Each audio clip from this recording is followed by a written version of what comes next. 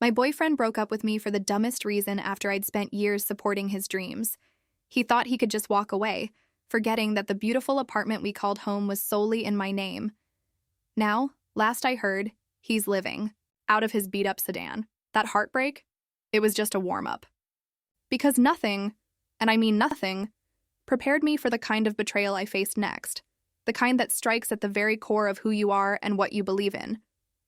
I was an associate architect at Nexus Design, a relatively small but highly respected firm known for its innovative approach to sustainable and community-centric urban planning. We weren't the giants, but we were the disruptors, the dreamers.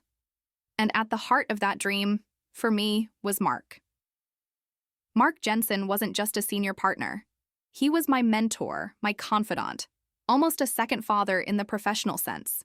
He'd seen something in me during my internship, a spark, a relentless curiosity, a willingness to challenge the norm, and had championed my rise through the ranks. He taught me about structural integrity, yes, but more importantly, he taught me about the soul of a building, about how light and space could influence mood, how materials could tell a story, how a design could foster genuine human connection. Our desks were across from each other in the open plan office, and our conversations flowed effortlessly from technical details to philosophical musings about the future of cities. He was my biggest cheerleader, the one who'd always push me to dig deeper, think bigger. "Don't just build, Sarah," he'd say, his eyes twinkling behind his glasses. "Create legacies." I took his words to heart. Every late night, every sketched-over napkin, every frustrating revision was driven by that ethos. I trusted him implicitly, and that trust was the bedrock of my professional life. The Green Oasis project was the kind of opportunity that architects dream about. A citywide competition to transform a neglected industrial site into a vibrant, eco-friendly mixed-use development. Residential, commercial, and green spaces, all seamlessly integrated. It wasn't just about aesthetics, it was about social responsibility, environmental stewardship, and creating a truly livable urban ecosystem. This was Nexus Design's chance to make a real statement, to elevate our firm from respected to visionary. The entire office buzzed with a nervous, exhilarating energy. Teams were formed, concepts brainstormed, ideas thrown against whiteboards like darts. Mark naturally was leading the charge, but he'd specifically tasked me with spearheading the core design concept for the residential blocks and their integration with the Central Park. "This is your moment, Sarah," he'd told me, his hand warm on my shoulder. "I want you to pour everything you've got into this. No limits, no compromises." And I did. I immersed myself. My apartment became a shrine to floor plans and material samples. I woke up at dawn, my mind already buzzing with ideas, and often worked until the streetlights glowed outside my window. I researched biophilic design, communal living models, zero-waste infrastructure. I sketched, I rendered, I iterated. My breakthrough came one rainy Tuesday evening. I was staring at a blank screen, frustrated, when I remembered a lecture Mark had given years ago about interconnectedness, how every element of a design should speak to the others, creating a harmonious whole. Suddenly, it clicked. Instead of separate buildings and a separate park, what if the park literally flowed through the buildings? What if the residential units were built around interconnected vertical gardens, spiraling upwards, blurring the lines between private dwelling and shared green space? Imagine a central atrium in each building, open to the sky, filled with native plants, filtering light and air, bringing nature directly into people's homes. Rooftop gardens accessible via skywalks connecting different residential towers. It was ambitious, perhaps even a little audacious, but it felt right. It felt like the future. I worked feverishly, refining the concept, creating preliminary schematics, drawing out the complex light and air circulation systems. Mark was the first person I showed it to. I walked over to his desk, heart pounding with a mix of excitement and trepidation. He leaned back, his eyes scanning the digital renders on my screen. He didn't speak for a long moment, just hummed thoughtfully, occasionally tapping a finger on his chin. "Sarah," he finally said, his voice low with genuine admiration. "This is extraordinary, truly visionary. This isn't just a design, it's a philosophy. It's what we've been striving for. He looked at me, a proud smile spreading across his face. You've done it. You found the heart of Green Oasis. His validation felt like pure sunshine. We spent hours that week refining the concept, together. He'd ask probing questions, push me to justify certain elements, but always with the air of a co-conspirator, a mentor guiding his protege to greatness. He'd often sit beside me, looking over my shoulder as I worked, occasionally making a suggestion, or more often, just observing. Make sure I have all the latest files, Sarah, he'd often remind me. I want to be able to review everything from home, make sure we're perfectly aligned. Of course, I'd send him everything. The latest renders, the detailed CAD files, my meticulously organized research notes. Why wouldn't I? We were a team. This was our project. The weeks leading up to the final presentation were a blur of adrenaline and exhaustion. The entire firm was working overtime, pulling everything together. I was still responsible for my sections, but Mark was increasingly handling the big picture. Elements, coordinating with the city planners, and preparing the main presentation deck. He was a master presenter, charismatic and compelling, capable of selling ice to an Eskimo. It made sense for him to take the lead on that front, yet a subtle shift began to occur. Mark became harder to pin down. His usual open-door policy seemed to close slightly. He'd take calls in hushed tones, often stepping out of the office.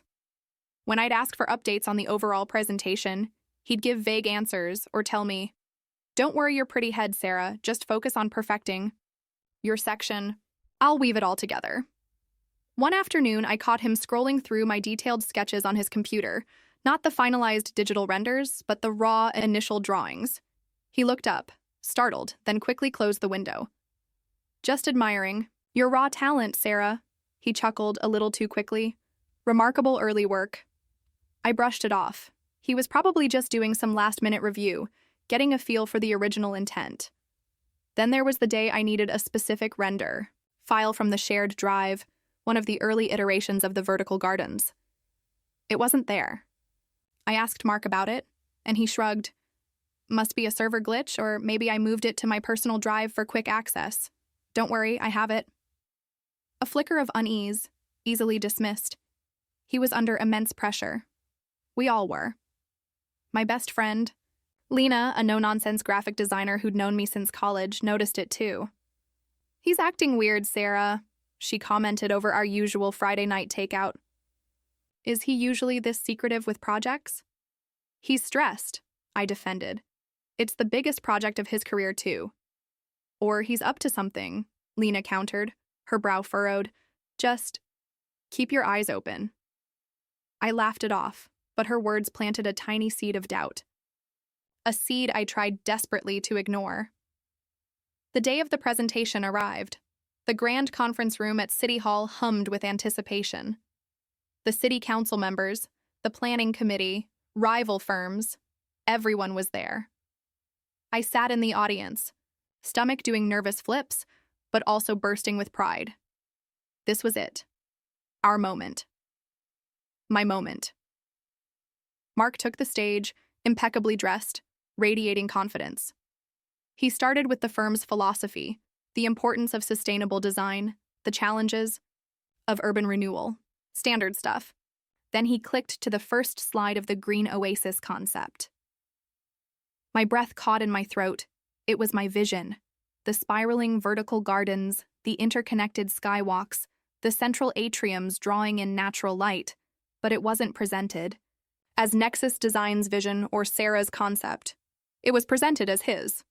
"My vision for the residential blocks," Mark announced, gesturing grandly at the projection, "revolves around the concept of bio-integrated living. I've spent countless hours developing this idea of bringing nature directly into urban dwellings, creating a seamless flow between the built environment and the natural world." A cold, sickening dread began to spread through my veins. My heart started pounding, not with pride, but with a horrifying, escalating panic. He used my exact phrasing, my carefully chosen keywords. He showed my preliminary sketches, slightly modified with his signature, as evidence of his creative process. He showcased my renders, vibrant and detailed, without a single mention of my name. My hands clenched into fists, nails digging into my palms. It couldn't be. This was a nightmare. A bizarre, elaborate prank. But the smiles on the faces of the council members, the impressed murmurs from the audience, the unshakable confidence in Mark's voice, it was all too real.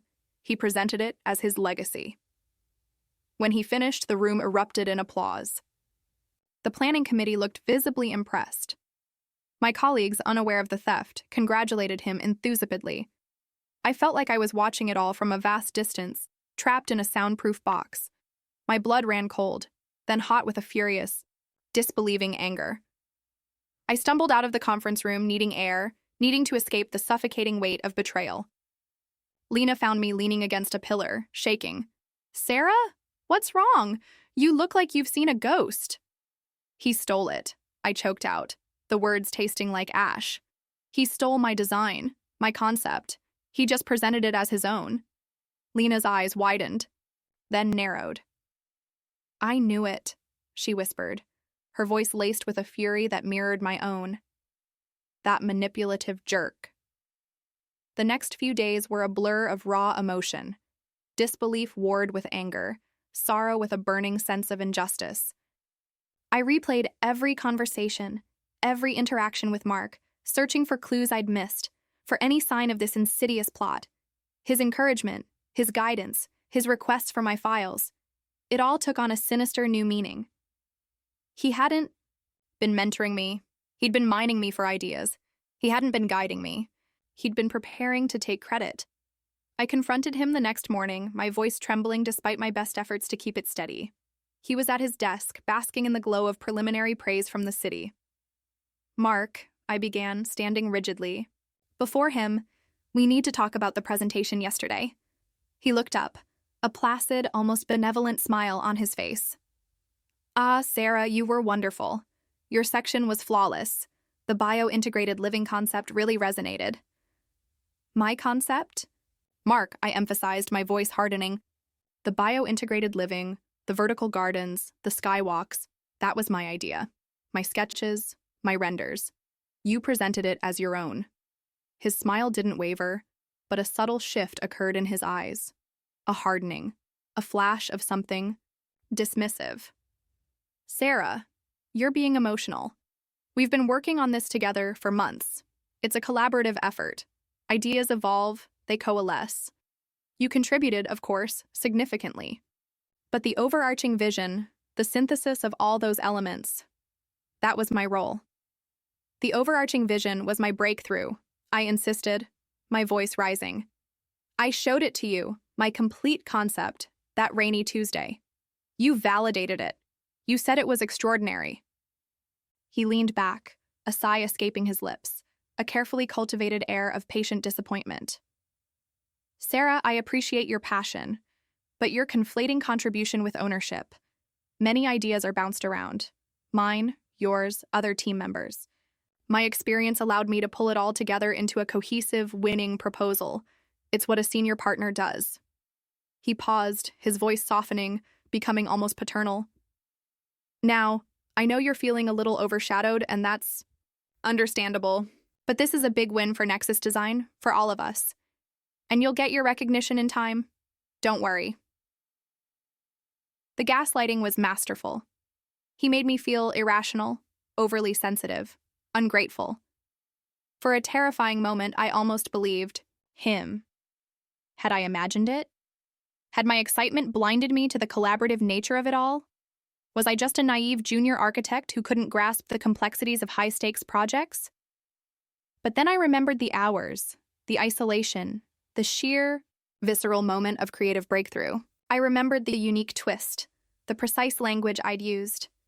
No, this wasn't collaboration. This was theft. "I have the files, Mark," I said, my voice barely a whisper, but laced with a new kind of steel. My time-stamped files, my original sketches, my research notes showing my development of the bio-integrated living concept from scratch. His composure cracked just for a split second. His eyes narrowed and the paternal smile vanished, replaced by something cold and calculating. Sarah, don't be foolish, he said, his voice now low and dangerous. You're a talented architect. Don't throw away your career over a misunderstanding. Nexus Design values loyalty and collaboration. The word collaboration sounded like a threat. Turned and walked away, my legs feeling like lead. My mind was a whirlwind of confusion, anger, and a chilling sense of despair. He wasn't just denying it, he was threatening me. The subsequent days were agonizing. The firm was celebrating. Mark was being hailed as a genius, and I was drowning in a silent fury. Every congratulatory message directed at him felt like a stab. Every casual conversation about the visionary Mark Jensen was a fresh wound. Lena was my lifeline. She listened patiently as I recounted every detail, every conversation, every subtle change in Mark's behavior. He's banking on you being too intimidated, too scared, or too grateful to fight back, she said, her voice firm. He's a predator, Sarah, preying on your trust. But what do? I wailed, burying my face in my hands. If I go to the other partners, it's my word against his. He's a co-founder. He's been here for decades. They'll think I'm crazy, jealous. My career will be over before it even begins. You have proof, Lena insisted. Those time-stamped files are crucial. And didn't you show some of your early work to anyone else? That sparked a thought. Jack, I murmured, referring to a junior architect who often helped me with minor rendering tasks. He'd seen my early concepts. He'd even joked about how complex my vine-covered skyscrapers were getting. The idea of exposing Mark filled me, with a terrifying mixture of dread and a fierce sense of justice. It wouldn't be easy. My reputation was on the line. But could I live with myself if I let him get away with it? Could I stand by and watch him build a legacy on my stolen dreams? The thought curdled my stomach. I started a clandestine operation. At night, after everyone had left, I went through my old hard drives, external backups, and even my personal cloud storage. I unearthed every email, every draft, every obscure napkin sketch I'd scanned.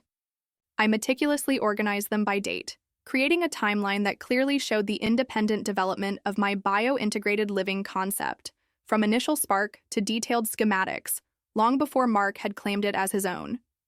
I found an old email exchange with a university professor I'd consulted for research on urban ecological systems, where I'd attached early versions of my vertical garden concepts, seeking his feedback. The date was unequivocally months before the Green Oasis project was even announced. More crucial evidence. Then there was Jack. I approached him cautiously, trying to gauge his loyalty without revealing too much too soon. He was a quiet, unassuming guy, but sharp. Jack, I said casually one afternoon, do you remember when I was first sketching out the vertical garden idea for Green Oasis? The really early stuff? He frowned thoughtfully. Yeah, I remember. You had those crazy drawings of plants growing out of buildings. I thought you were brilliant. Mark kept coming over to your desk to look at them, didn't he? My heart leaped.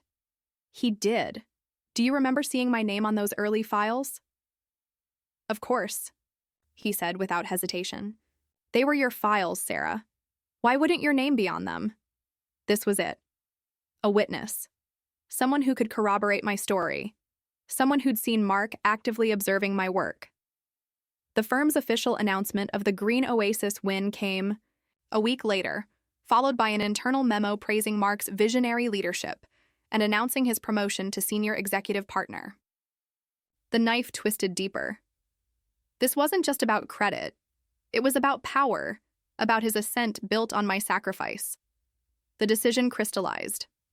I had to fight. Not just for myself, but for every junior architect, every creative mind who might be exploited by someone in a position of power. I scheduled a private meeting with Eleanor Vance, the managing partner, and Richard Stone, the other co-founder, who was typically more reserved but known for his unwavering integrity.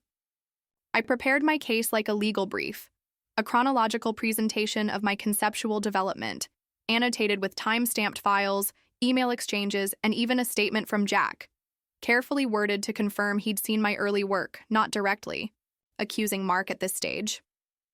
The meeting was tense. Eleanor, sharp and pragmatic, listened intently, her gaze flicking between my evidence and my face. Richard, usually calm, looked increasingly grave.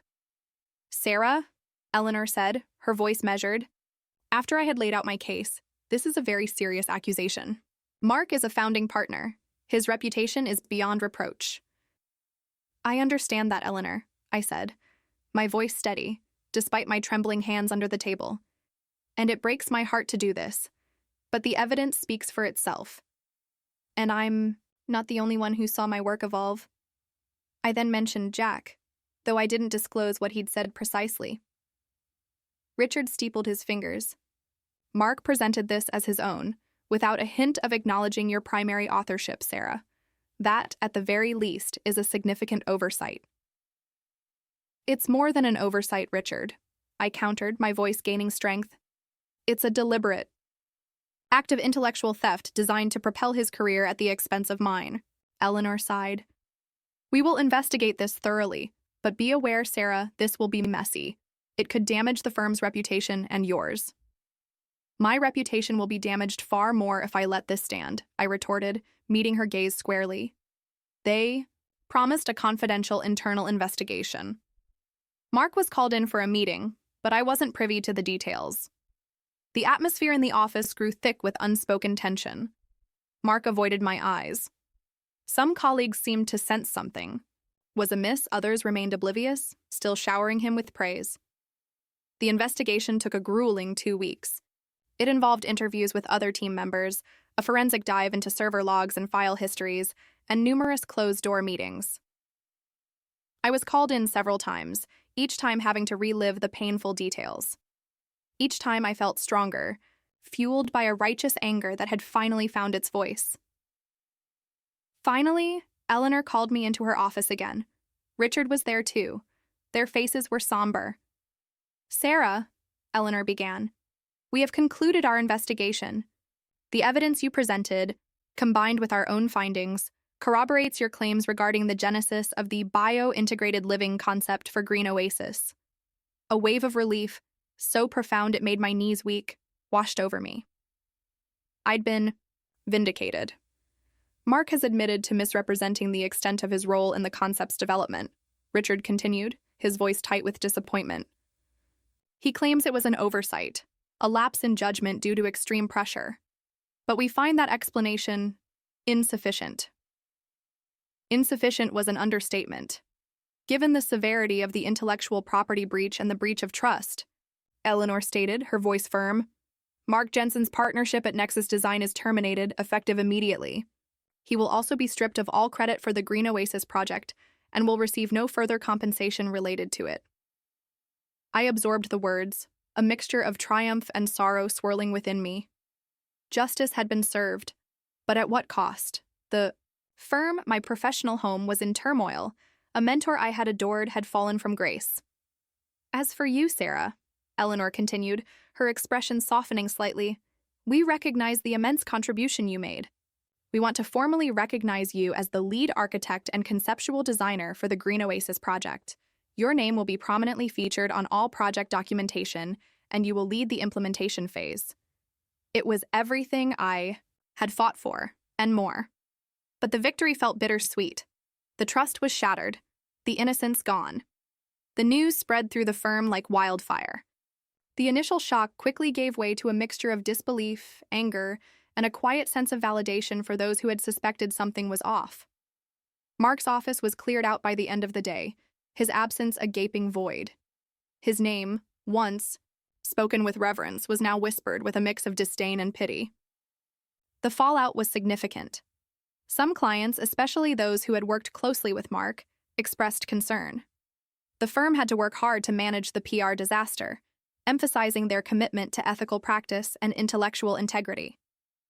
My name, once relatively unknown outside the firm, was now synonymous with the Green Oasis project, but also, inevitably, with the scandal that surrounded it. Leading the Green Oasis project was a monumental task, but it was also incredibly fulfilling. Every decision, every revision felt like a reclamation. I poured my heart into it, ensuring that every detail reflected the original vision, the one born from genuine passion, not stolen ambition. The project became a symbol of resilience, both for me and for Nexus Design. The external world, particularly the architecture community, reacted with a mix of shock and quiet respect. Some lauded Nexus Design for taking a strong ethical stance. Others debated the line between collaboration and individual genius. For me, it was never a debate. It was theft. Life after the betrayal was different. My trust in people, especially those in positions of power, was irrevocably altered. I became more guarded, more discerning. The naive Sarah, who saw only the best in people, was gone. In her place was a stronger, more resilient, and perhaps a little more cynical version. Lena remained my unwavering rock. "You did the right thing, Sarah," she'd say whenever doubt crept in. "It was hard, but you stood up for yourself. That's true strength." Sometimes, I'd still catch the scent of fresh blueprints in coffee, and for a fleeting moment, I'd remember the naive optimism of my early days. But then the memory of the betrayal would resurface, a sharp, unwelcome pang. The Green Oasis project eventually broke ground, and watching the first steel beams rise, tracing the outline of my vision, was a profound experience. It wasn't just a building. It was a testament to my perseverance. It was a monument to the idea that integrity, however difficult to uphold, ultimately triumphs. I never spoke to Mark again. I saw his name pop up occasionally in obscure news articles, a consulting gig here, a small project there. His career, once on an upward trajectory, had crashed. The legacy he had tried to steal crumbled, and so did his own. My own career, however, flourished. Leading Green Oasis gave me unparalleled experience and visibility. I received offers from larger firms, invitations to speak at conferences.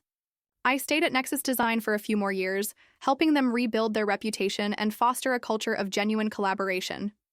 Eventually, I left to start my own boutique firm, Viridian Designs, specializing in exactly the kind of sustainable, community-focused projects I loved. It was terrifying, exhilarating, and completely mine.